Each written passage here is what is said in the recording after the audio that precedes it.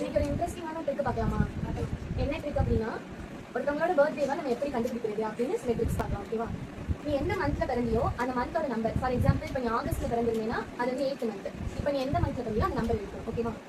Next நீ உனக்கு என்ன நம்பர் நீ எடுத்துக்கியோ அந்த நம்பரை டபுள் பண்ணணும். ஃபார் எக்ஸாம்பிள் ஆகஸ்ட் 8னா அது 16 நான் டபுள் பண்ணணும். இப்போ ஆன்சர் கிடைச்சிருக்கா? வந்த ஆன்சரோட நீ 5 ஆட் பண்ணணும்.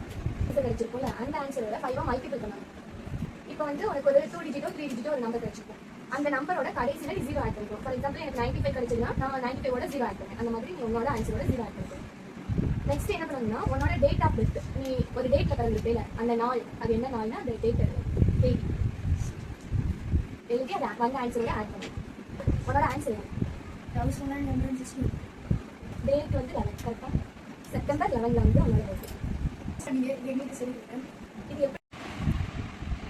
இப்போ வந்து நம்மளோட ஃபைனல் ஆன்சர் வந்து இதுதான். இதில் வந்து லாஸ்ட் 2 டிஜிட்டை நம்ம என்ன பண்ணணும்னா 50ஆல் சப்ராக்ட் பண்ணணும். எந்த நம்பர் கிடைச்சாலும் பரவாயில்ல, லாஸ்ட் 2 டிஜிட்டை நீங்கள் 50ஆல் சப்ராக்ட் பண்ணும்போது உங்களுக்கு ஒரு ஆன்சர் கிடைக்கும். அதுதான் உங்களோட டேட், நீங்கள் பிறந்த டேட்.